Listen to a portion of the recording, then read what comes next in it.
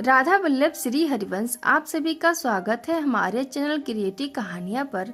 सबसे पहले आप सभी को करवा चौथ की हार्दिक शुभकामनाएं। आइए करवा चौथ व्रत कथा का श्रवण करते हैं। जब द्रौपदी को श्री कृष्ण ने सुनाई थी शिव पार्वती की कथा। एक बार अर्जुन नीलगिरी पर तपस्या करने गए। द्रौपदी ने सोचा, यहाँ हर समय अनेक प्रकार की विघ्न बाधाएं आती रहती हैं। उनके समन के लिए अर्जुन तो यहाँ नहीं है, अतः कोई उपाय करना चाहिए। यह सोचकर उन्होंने भगवान श्री कृष्ण का ध्यान किया। भगवान वहाँ उपस्थित हुए तो द्रौपदी ने अपने कष्टों के निवारण हेतु कोई उपाय बताने को कहा।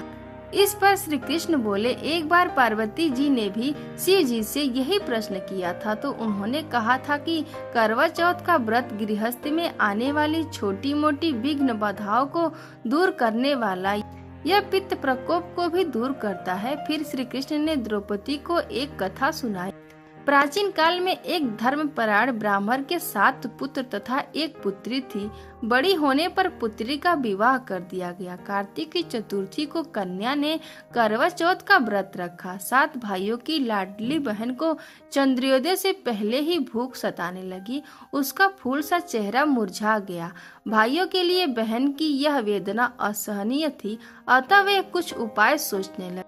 उन्होंने बहन से चंद्रोदय से पहले ही भोजन करने को कहा, पर बहन न मानी। तब भाइयों ने स्नेहवश पीपल के वृक्ष की आड़ में प्रकाश करके कहा, देखो चंद्रोदय हो गया, उठो अर्घ देकर भोजन करो। बहन उठी और चंद्रमा को अर्घ देकर भोजन कर लिया। भोजन करते ही उसका पति मर गया। वह रोने चिल्लाने लगी। देवयुग से इंद्राणी देवदासियों के साथ वहां से जा रही थी। रोने की आवाज सुन वे वहां गई और उससे रोने का कारण पूछा।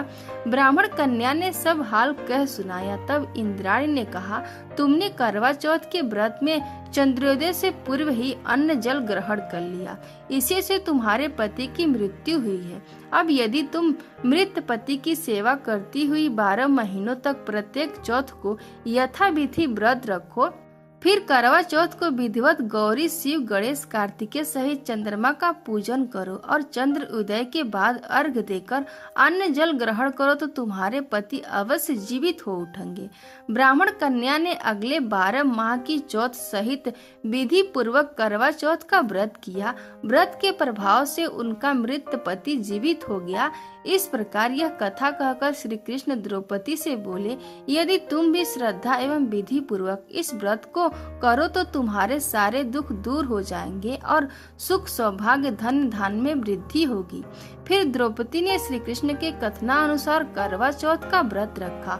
उस व्रत के प्रभाव से महाभारत के युद्ध में कौरवों की हार तथा पांडवों की जीत हुई। ये कथा आपको कैसी लगी कमेंट बॉक्स में जरूर बताइएगा और कमेंट में हर हर महादेव लिखना ना भूलें। अगर आप मेरे चैनल पर नए हैं तो मेरे चैनल को सब्सक्राइब कर लीजिए।